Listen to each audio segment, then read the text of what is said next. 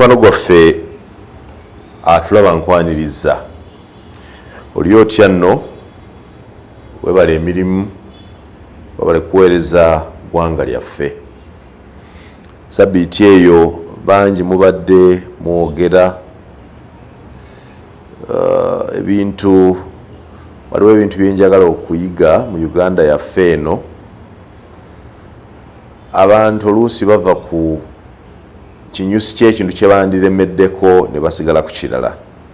Naye njagala kubeebaza nti abamu ku balabi baffe naddala abawandiika muwandiise comments eziraga nti tukyatambula bulungi era mugoberera bulungi. Naga nti ekintu ekisinga obukulu ekyawula omuntu ku nsolo objectivity, reason oba logic nga bwe twagyogerako. Buli kintu kyonna ensolo ekola kyeyagala nga terina gwe yeebuuzizzaako, naye lwawo nnyo okulowooza ku kibanandaba batya logic. Abantu kyekitufuga okwawula kino na kiri nti kino kirungi gyendi, ndowooza kirungi n'eri munnange, kino kibi gyendi ate kibi n'eri omuntu omulala. Sabbiiti eno ebaddemu ebintu ebisanyusa. Ku ludda lw'ebyobufuzi waliwo ebintu bibiri ebiteereddwawo nga tebyetaaga kubuusibwa maaso. Naye katugende ku kisooka kyekya Paalamenti ya Uganda n'entandikwa ya mukwano gwaffe Oweekitiibwa Joel Ssenyonyi akulembera oludda oluvuganya gavumenti mu Paalamenti ya Uganda ng'agezaako okufuuka Ssenyonyi. Twasomera ngedde ebyafaayo bagambanga nti Napoleon was not Napoleon, discuss. Joel Ssenyonyi, Ssenyonyi nti yes or no. Joel Ssenyonyi ndowooza kati akalidde bulungi mu ntebe ey'obwa leader of opposition.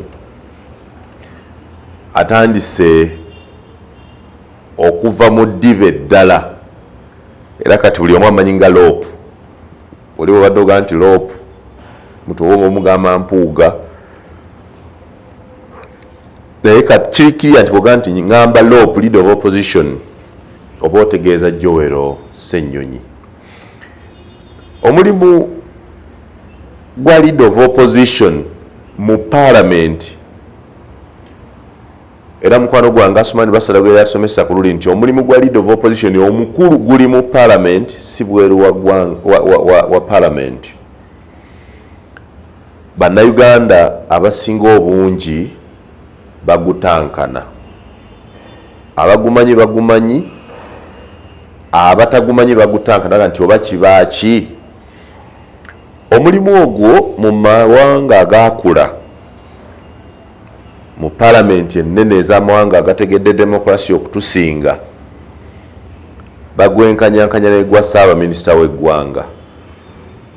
N'ewaffe bwe kiri mu ssemateeka wadde nga mu nkola kiyinza okuba nga tekivaayo bulungi nti ku buli kintu kyonna ow'oludda lwa gavumenti ky'aba aleese, buli nsonga yonna ebeera yanjuddwa gavumenti,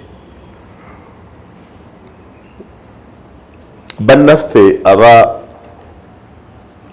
abali ku ludda oluvuganya gavumenti balina obuvunaanyizibwa okuwa gye bandiise alternative position. Alternative position kitegeeza nti singa mmwe mubadde mu gavumenti kino mwandikikoze mutya. Awo waliwo ebintu bibiri. Ekisooka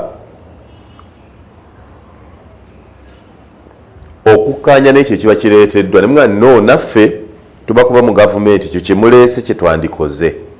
Ekyokubiri obutakkaanya n'ekyo ekireeteddwa ga nti singa tubadde ffe katukweze ntera ku ekyokulabirako nti singa NUP yebadde gavumenti ku ssente za parish development model yega nti yandironze nga abagagga nga 4 oba 5 mu buli muluka ne babawa ssente bongera okugaziya emirimu gyabwe ennyo so that okugaziya emirimu gyabwe oba mirimu gya byabulimi oba gya byabusuubuzi kusobozesa okufuna emirimu nga bava ku bagagga abo 5 abamanyi ensimbi bwe zikwatibwa, abamanyi bwe zikuumibwa, abatayinza kubbibwa, abalina obutale, abalina network. Eyo nebanga yenteekateeka ya gavumenti ya NUP nga eri mu buyinza, oba JEMA oba FDC. For now twogera ku NUP because yesemberedde nnyo okutwala obuyinza. Kiba kitegeeza nti enkola yaabwe yandyawukanye ne ya NRM. Enkola ya gavumenti ya NRM ega nti tuddire abantu 100 mu muluka, buli omu tumuwa akakadde kakadde agenda akole.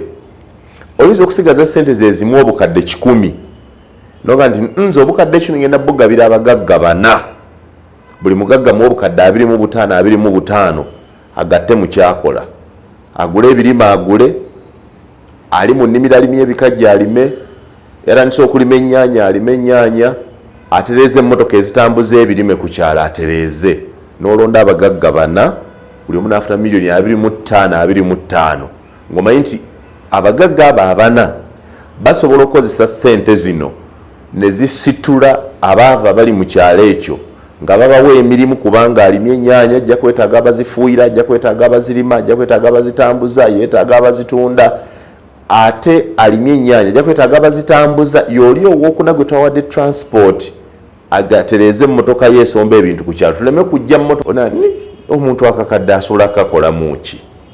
Yo gavumenti yena limwe nti buli omu afuna akakadde, atunda wali obuyuuni, atunda bumukene, anoonya obuveera, owa bodaboda, omusawo w'ekinnansi, buli omu agatte mu kyakola ng'agasseemu akakadde kakadde. That's alternative one.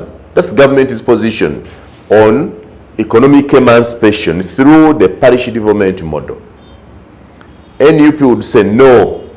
Obukadde 25 fo kyokuwa omuntu akakadde nga tamanyi kakozesa, akyamuke bukyamusi na kuwasa mukyala mulala, oba kukanywamu mwenge, oba kukola bwati. Nedda, dira omusajja ono atandiseeko alina kyalaga, ayina ettaka yiika 10 naye yeetaaga tractor. Muwe tractor miliyoni 25 zimuyambe mu mafuta, zimuyambe mu kulima, zimuyambe mu bamukono abaddamu. That basically gwe mulimu gwa opposition mu mawanga gonna, okuwa government alternative nti kino mukikola bwe muti naye kyandikoleddwa bwe kiti. Bonna buli omu opposition gyawe beyamba bantu baggwanga eryo. Kale na wano leader wa opposition asobola okuleeta alternative policies. Ekirala kwe kusigala nga bakebera government buli kiseera. They say keeping government in check. Kwegamba liiso lyaga nti ng'embwa bwebeera nti ffe bwe tuba twebase, embwa esigala ebweru okuuma, the watchdog, ne bw'ogiraba ng'ezibiridde mwana ng'embwa eba teyeebase, ebikkako bisibwe naye ebeera alaati nnyo, si kulwa ng'omulaba ayita ku gate n'atuuka ku mukama waayo. Ne alternative government oba opposition bwebeera okubanga yo ssaawa 24 eraba, ne gavumenti werooleza nti balabika tebaliiwo, baba weebali. Era omulimu gwabwe gwe gw'oku enkola doze kigambo akozesa kulabisa. Okulabisa kirina negativity nti abantu balabe nti gavumenti nkyamu. Si gwe mulimu gwokka, si bwe gugwayo bwe gutyo nti kulabisa. Kulabisa with the view or a name or a goal, objective of okutereeza. Si kulabisa bulabisa galaba mulabiki gavumenti kyammwe. No, okubalabisa era tubazuukuse bakole ekituufu. You need to know the difference. Why to expose the ills of government is not enough. To expose government's inefficiencies and advise government on how to remedy, rectify, correct such mistakes or such wrongs. Joel Ssenyonyi akiraze sabbiiti eno nti gavumenti eno efulumizza ssente nnyingi ng'ezisaba paalamenti ya Uganda, paalamenti nga teri kwesalamu neeyisa ssente ezo ziyambe Uganda okufuna eddwaliro ery'omulembe eri ku mutindo gw'ensi yonna lye bagamba ery'erubowa eryakazibwako erya hospital, a specialized hospital, an international specialized hospital for Uganda, the first of its kind in this country, erizimbibwa erubowa. Naye katugende tulabe bukya twogera ku ddwaliro ensimbi ne zifuluma mu bajeti eno n'eno, okuzimba eddwaliro lino kutuuseewa? Era bwe bagenze erubowa ne babagaana okutuukayo. Wabirabye oyo ye Joel Ssenyonyi, omulimu gwe ogusoose okukola kye yandirowoozeza nti akebera gavumenti obutava ku mulamwa. The work is to check, to keep government in check, not to paralyze government, not to stop government, not to frustrate government, but to keep government in check, to keep reminding them, to keep showing them, to keep alerting them, to keep demanding from them effective accountability of public resources, of personnel and human resource, of effective policies, of people, or pro-people policies, so that government moves in a better way. Therefore, Ssenyonyi atandise okukola omulimu ogwo era okuwa bannayuganda okutandika okumukubako akalulu, anaabisobola, anaasinga mpuuga, gavumenti emufiiringa, abatadde ku nninga, atambulira wamu ne banne, kyaliko kigasa bannayuganda? Is he pursuing people causes? Atambulira ku bintu by'abantu? Is he following ebintu ebiri mu mitima gy'abantu? Because that is what the opposition is supposed to check. So far, so good. Ndowooza nti atandise bulungi, because he's asking questions eziraga continuity.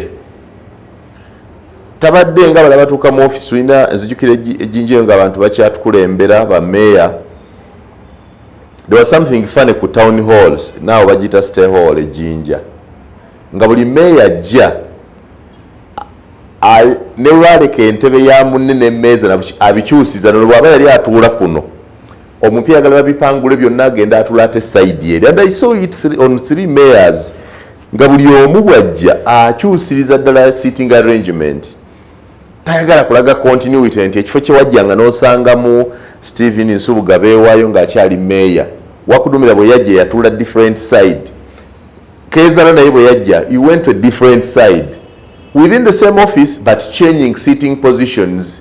Reason no one can tell, but I think they intended to change so that when you come, the image you have of the old man who was left office is not the same image you find. Good, bad, but leadership per se has an element of continuity, especially in a space of NUP, where the past leader of opposition was NUP and the incoming is NUP. It's the same agenda, the political party they come from. So Ssenyonyi akoze ekisooka ka continuity, ebintu byakutteko byatandise okukwatako, n'empuuga yaleka abikozeeko. Mpuuga yabanja ku by'eddwaliro ly'e Rubowa, baayogera ne babanja eby'erubowa. Ssenyonyi has picked it up to save taxpayers' money, to remind government, but most importantly, to continue the performance scorecard of his party that we also demand, and we are concerned that Rubowa Specialized Hospital, or Rubowa Hospital for that matter, should be fast and running. Because it has taken the government's money. Let us check on government. Is government doing what they thought this money for? Or they're going to come back and ask for a supplementary budget before explaining what the past, the recent released funds have been used to. That's a good one. To me, it is a good one. The opposition in parliament, the vibe, Ssenyonyi has picked up the vibe. Tasoose kwebasa kintu, akitambulizaawo, akizuukusirizaawo. The issue is whether the questions he's demanding to be answered will actually be answered. Because everybody has demanded. But leader of opposition, aina byatadde ku nninga nga ayagala government ekole. Abamu ne beekalakaasa ne batula ku madala ga parliament. Abamu ne bafuluma parliament. Abamu ne bazirentula za parliament. Abamu ne beekalakaasiza wabweru. Abamu ne bajja batambula mu kibuga Kampala n'ewalala. Nga badimandinga government ebe nekyekola. The question has been, in which circumstances oba mirundi ki gye tulabye government ng'evaayo nekola oba nerongoosa ekintu kyonna olw'okubanga abali kudda oluganya government bakisabye. That now becomes the test. Joel Ssenyonyi and opposition members of parliament namulabye ne banne nalabye Batuwa wa Timothy Batuwa wa FDC n'abalala nga bali naye to demand that Lwomwa Hospital that has taken the taxpayers' money is actually built as accountability for the funds released. That was a good one. So, is Ssenyonyi fitting in Mpuga's shoes? Certainly, yes. Is he fitting better? Still too early to tell. Is there the opposition vibe in parliament? Certainly, yes.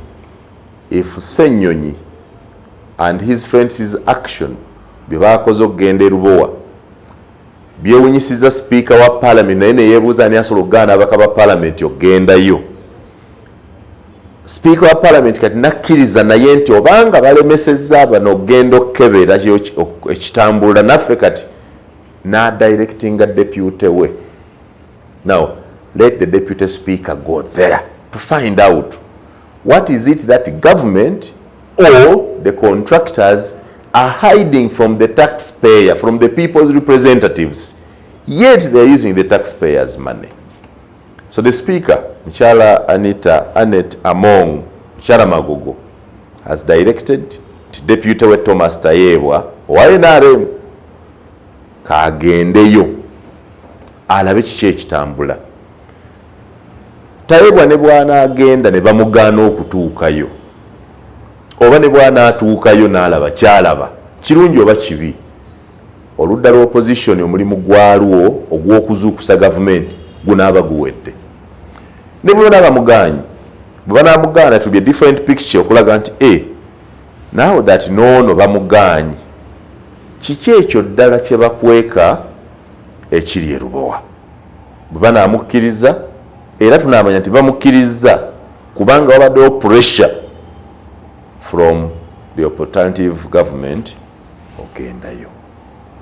To me that is a good start. Ze tubadde nazo some circumstances babadde ebyetaagisa okunnyonnyola nti binnannyonnyola abantu abafa first abantu ababuzibwawo, because the question of abantu ababuzibwawo, missing persons, remains the hardest bone for the NRM government to crush mu kisanja kino. Mu parliament eno eriyo one of the unanswered questions that remains lingering around, and seriously so, is the question of missing persons, where the opposition jointly demanded that government explains the whereabouts of the people they identified as missing in their families. And they profiled it very well. They know these people, they have been to their homes, they have talked to their relatives, they have given their identities into tubanja gundi, negundi, negundi, negundi. And you remember until we bali batandika in the early stages of the search, the opposition made the government contradict itself. Ngewa different answers nti no oli ntumanyi gye bali, oli nti tubalina, oli nti tetubalina, oli nti okibalama tumulina, oli nti tetumumanyi. Okubayita okulabisa. That's what they mean, okulabisa. nga namwe mwenyine abava mu nyumba emu, prime minister ne minister wa internal affairs n'aba security bye mwogera tebikwatagana.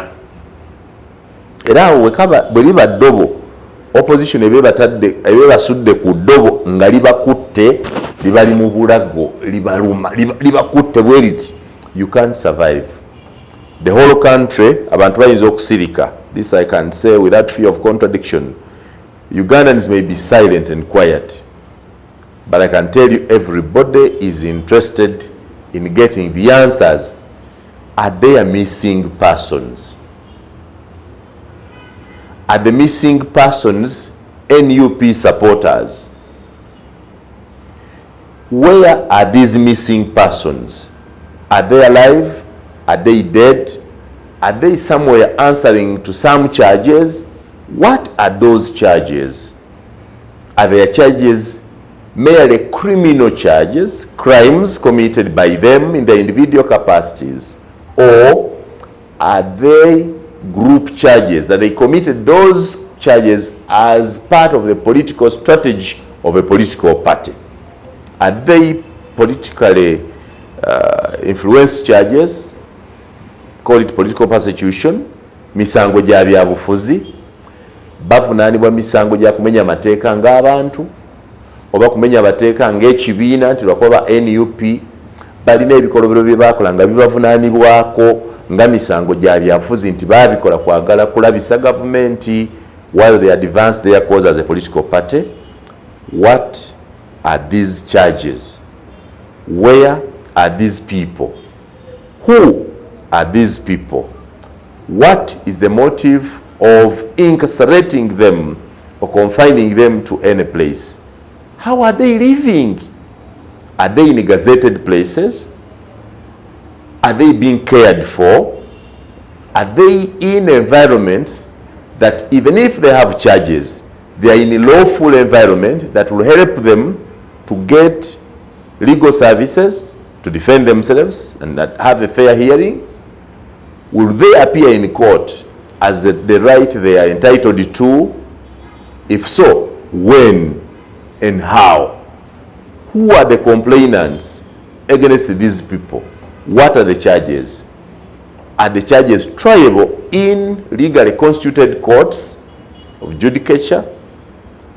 Or are they in illegally constituted kangaroo situations that you may not want to qualify to call courts?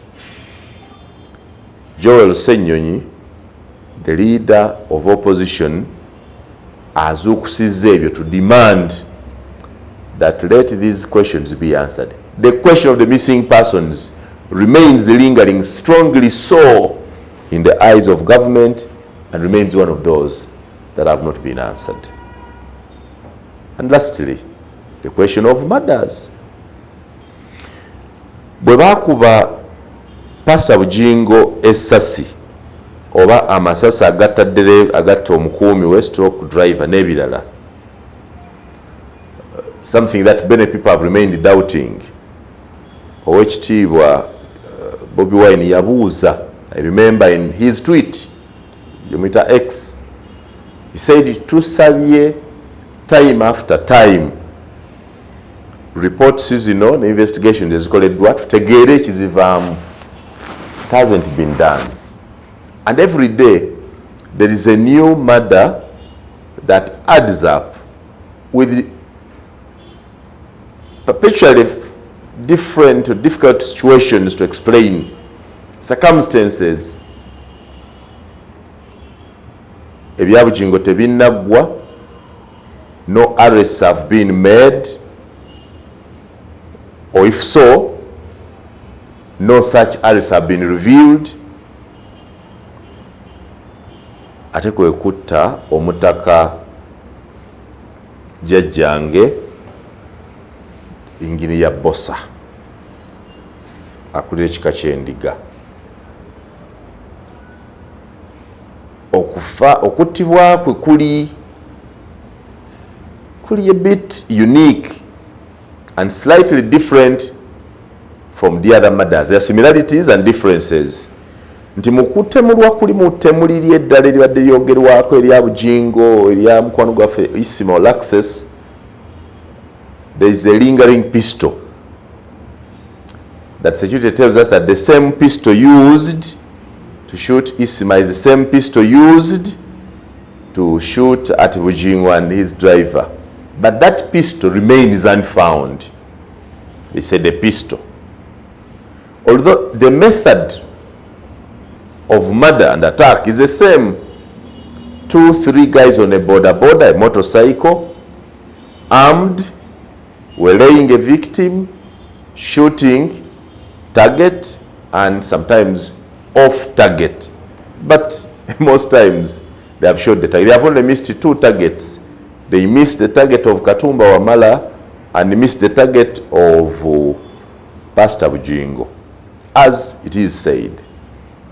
In the other circumstances, they have hit their target, sometimes even beyond targets. Mu kutemulwa kw'omutaka w'ekika ky'Endiga teyabadde pistol. It was an AK-47. Naye ng'era abantu bali ku boda ne bamutegera ne bamuvaako emabega ne bakuba target ne battira ddala omuntu gwe bayegadde okutta. Mukyala we n'asigalamu, ne abamu nti muwala we, abalala nti house girl we, naye nga ekituufu kiri nti yabadde mukozi. Ne bawona bo ne basigala. What explains that? It's mystery, or maybe the assassins were sure that we wanted this one, we don't want any other. That could be true. Under normal circumstances, and this I want to bring to your attention, it may not sound well in the ears of many people. Under normal circumstances, even the people who survived become suspects. They record statements. They have clues. It's not just simple that muli babiri mu motoka omu bamukubye gwe tebakubye. Serious investigators like FBI and CIA will not take that for granted. They will question even the survivors to find out, what if? Yes, what if that I'm fearing to say and that you are fearing to hear, what if it is possible? Watyanga mwabawonye mwina kye mwabadde mutegedde ku lukwe luno, mwawonye mutya lwaki yakubya amasasi yatagetinze wano. Kyekizibu kyekimu era kyekibuzo kyekimu ekyaleeta sitole ya Bujingo abantu okugitankana ne babuuza nti wa awona atya n'avuga n'emmotoka. Watyanga ayina kye yategedde ku kutemulwa kwa driver oba bodyguard we. That's what serious investigations unearth. I am not saying nti namwandu ayina kyamanyi oba omukozi, naye mu kunoonyereza nabo olw'okuba baaliwo the eyewitnesses bakulu nnyo mu kunoonyereza nti nga bakuba oli oba oli awo bo baalaba ne ku maaso g'abatemu. In these circumstances abatemu kirowoozebwa nti omu yattiddwa, omulala ali mu ddwaliro, omulala yadduse.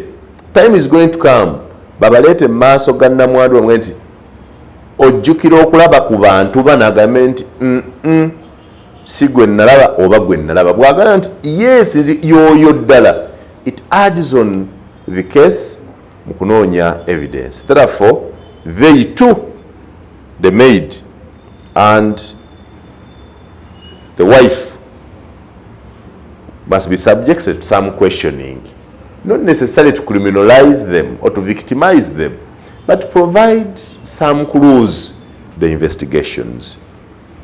The house girls, yes, the house girls benda kuzobeera n'amasimu, they are digital. Abeera n'amasimu, abeera ku WhatsApp, can coordinate a mission very well. Can tell people muzeeyi wuno tufuluma tugenda tutambula tujja tukomawo. He can. She can, using their WhatsApp numbers. She can. But in families that are filthy and rich, even the wife can be in the mission. In a case again, a mask they were investigating of one man called Katanga. Katanga yatibwa mujimanyi. In the Katanga case, the wife is the prime suspect. The children, the daughters, are part of the suspects. In fact, they are under arrest. They have been charged. Others with okubuzawo obujulizi, omulala okuba part of the murder.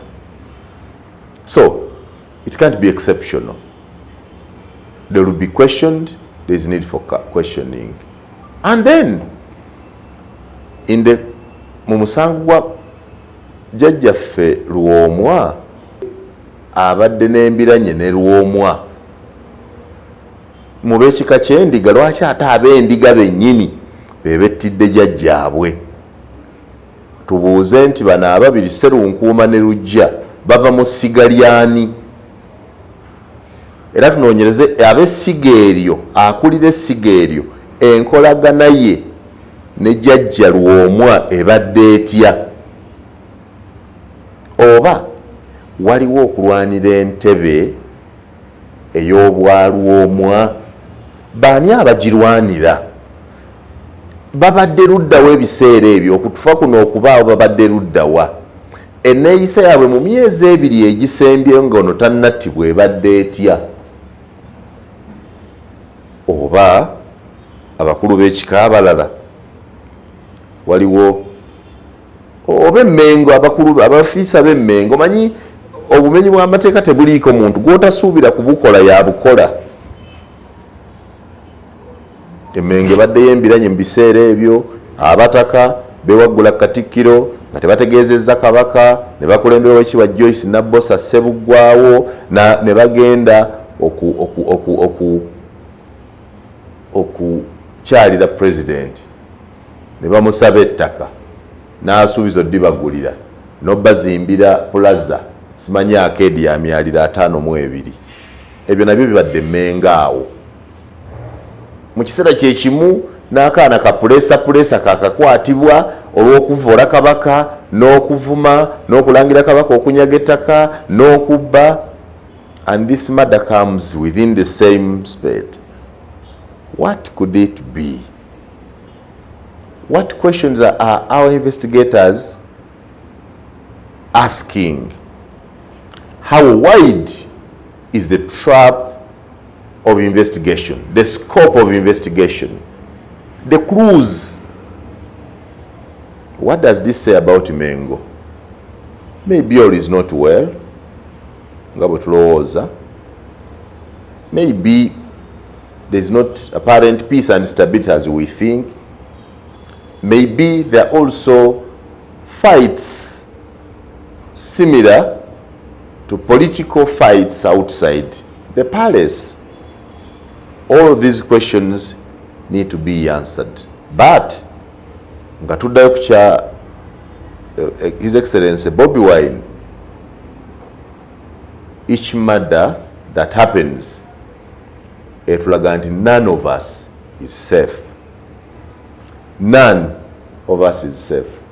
I've heard some people say nobody is safe except Museveni. No, he's not. Museveni is not safe. He can only be safe if he knew the persons behind these murders. But for as long as he does not know, he's not safe.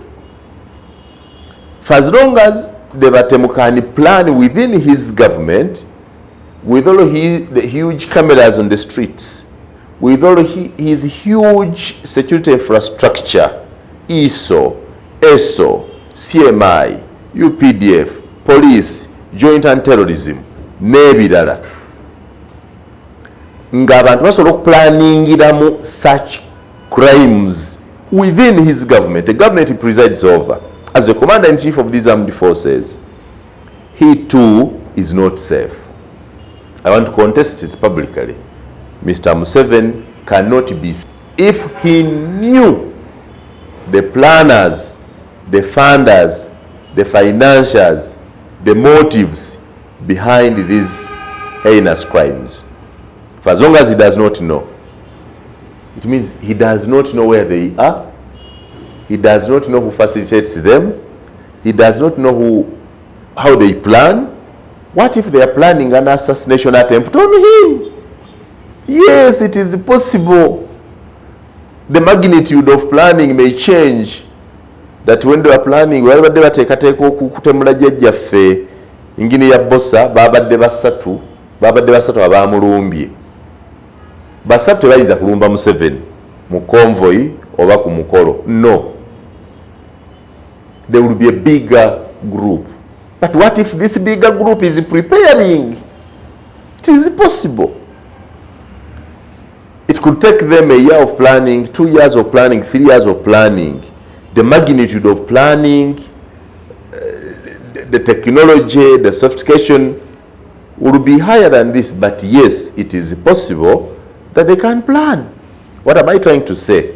We cannot say that the president is safe unless we are sure that he knows the people behind this.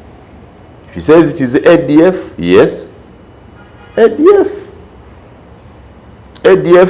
on Shirumira, ADF on Kawesa, ADF on Kagezi, ADF killed Muhammad Chigundu, ADF killed Dr. Muwaya, ADF killed Sheikh Sechimpi, ADF killed Hassan Chiria, ADF attempted to kill General Katumba Wamala and killed his daughter. ADF, if it is ADF that has committed all of these murders and they are able to keep planning one murder after the other, then somehow they are smarter than our security system, because especially the intelligence arm of it, that they are able to plan and execute their crimes undetected, has something to tell us about our intelligence system. Therefore,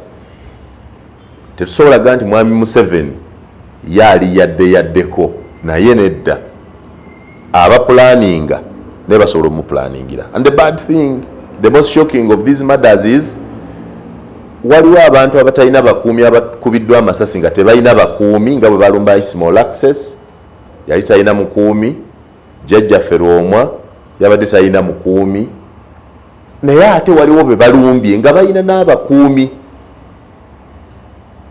Gwegomba kufuna aba SFC bakukuuma, Bujingo bamukuba n'aba SFC webali. Wegomba kufuna aba SFC bakuuma, Katumba Wamala bamulumba ne bodyguard we mu mmotoka mwali. Andrew Felix Kaweesa bamukuba n'abakuumi be mu mmotoka mwebali nabo ne bakubwa. So are the others. Therefore, none of us is safe. There's something that we need to do together as Ugandans. Wateekwa okubaawo ensonga nga zo bwe zijja ffenna tubeera bannayuganda so si bannabyabufuzi only. Waliwo ensonga eziteekwa okubaawo nga ffenna ziteekwa otukwatako, nga tobuuza kibiina mwogwa, nga tezikwetaagisa kuvuma muntu munno, nga tezikwetaagisa kujerega, tezikwetaagisa kuweebula oba kunafuya muntu yenna, nga twetaaga ekintu eki, to use a common language, to demand for common answers, because these are common problems that affect us commonly. That time nagirabye nga President William Samoei Ruto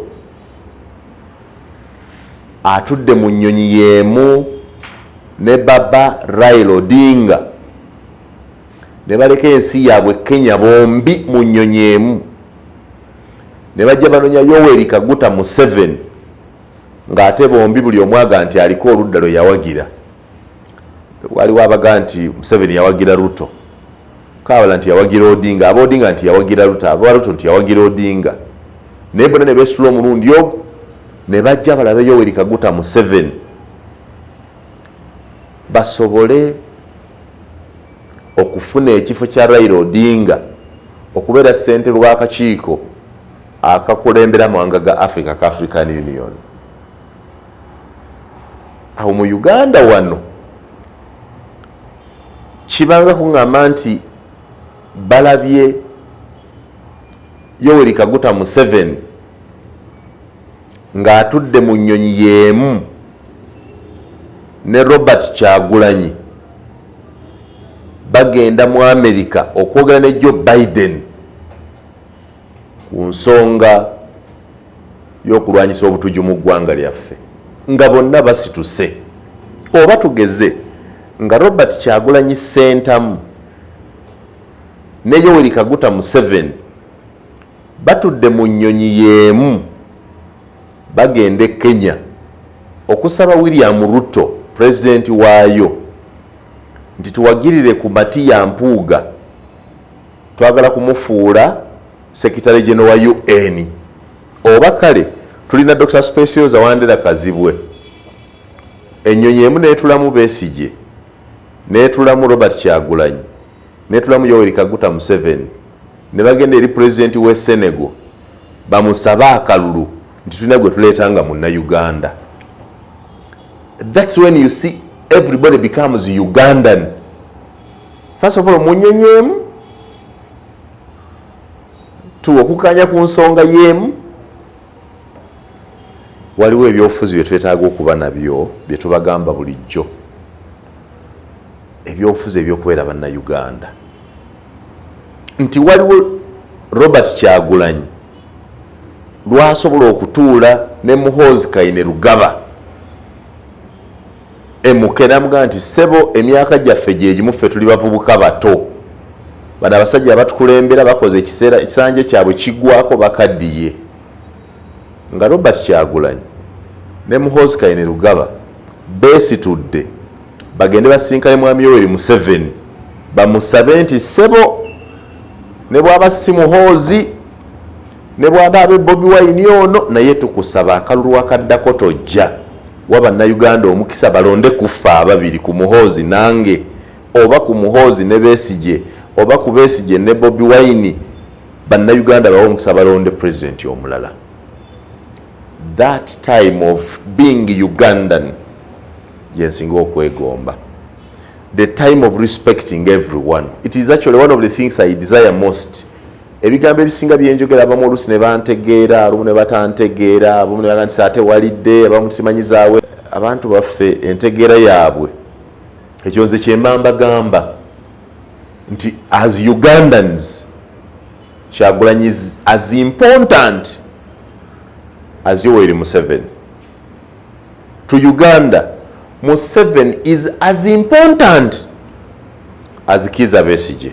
To Uganda, Kizza Besigye is as important as Mugisha Muntu. To Uganda, Mugisha Muntu is as important as Muhoozi Kainerugaba. To us, Muhoozi Kainerugaba is as important as Asumani Basalirwa, because the two, the three, all those I've mentioned, aspire to lead Uganda. They have already demonstrated that they love Uganda. Asumani Basalirwa is as important as Norbert Mao. Norbert Mao is as important as Yoweri Kaguta Museveni himself, because they have all offered to lead our country as a sacrifice. But on top of what they do for themselves, they have also offered and accepted and expressed interest to do more for Uganda, for a bigger population. So, ekitiibwa kyempa mwami Museveni, kyekitiibwa kyempa Robert Kyagulanyi, kyekitiibwa kyempa Kizza Besigye, kyekitiibwa kyempa Asumani Basalirwa, kyekitiibwa kyempa Muhoozi Kainerugaba, kyekitiibwa kyempa Mugisha Muntu, kyekitiibwa kyempa Joseph Kabuleta, because they have all expressed interest that beyond their personal interests, they would love to lead our country. They have good wishes for Uganda. They have good aspirations for Uganda. That's why, if you have a Museveni today, you may have a Kyagulanyi tomorrow. So it is good that as you serve a Museveni today, you respect a Kyagulanyi of tomorrow. That as you love Kyagulanyi of today, and you think he may be the next president tomorrow, you also need to respect Muhoozi Kainerugaba. You never know if he becomes president tomorrow. that as you serve Muhoozi Kainerugaba, you respect Joseph Kabuleta, you never know if he becomes somebody today. That as you serve Joseph Kabuleta, you respect Asumani Basalirwa. That as you serve Asumani Basalirwa, you respect Mugisha Muntu, because you never know. Even a Norbert Mao can be the next president. Away from what they have, the life they live, they have shown an extra will. Balazenti basobola okwetikata obuvunanyizibwa obulala on behalf of the whole country. For that, I respect all of them and would not want to hear anybody abuse any of them, weaken any of them, oba kubanafuya, kubajeegula, kubaweebula, because what they have offered to do is what we want to have. It's a matter of time. And above all, it is not us anyway, but God the Almighty, to determine who becomes next president after Museveni. Many will think that, no, it is automatic after Museveni, Muhoozi will come. Wapi? God has a better plan. It may be Mugisha Muntu next, maybe Asumani Basalirwa, you may have a Kabuleta, you may have even a new person you have never thought about. The case of Zimbabwe shows us this. Nobody knew or even detected or anticipated that after Robert Mugabe, his own vice president and good friend, Mnangagwa, would become the next president. What do we see? Basirisa, anigwe tulaba, Mnangagwa yafuuka, Emerson, n'olwaliro Mnangagwa, the president was Zimbabwe, and Zimbabwe is moving. Mugabe is dead and buried, long dead and buried, and Mnangagwa, his former confidant, took office, least expected, never predicted. Nobody told us that, by the way, if Mugabe leaves, Mnangagwa will become. No, but Mnangagwa became. In the same way, the next president of Uganda may not even be among those you see. May not even be among those we are talking about. The next president of Uganda may be me. Yes, you can say whatever you want to say. I may be the next president of Uganda. I repeat, by God's own decision and God's own plan, I may be the next president of Uganda. Ebyo byonna byogera bulijjo n'ovuma n'ojeegula ne bikoma. Or somebody else, somebody you don't know. The president of Uganda may emerge from the people you least expect, from the people you don't know. That's why, for whoever comes up to offer himself, we only deserve one thing. One, does he qualify? Two, is he real? Three, does he have the competence to run our country? And four, is he able to deliver the promises, aspirations talks about? All are important. Respect Muhoozi, respect Museveni, respect Kyagulanyi, respect Mugisha Muntu, respect Kizza Besigye, respect Asumani Basalirwa, respect Joseph Kabuleta, respect Norbert Mao, respect even those who have not spoken yet, for God and my country.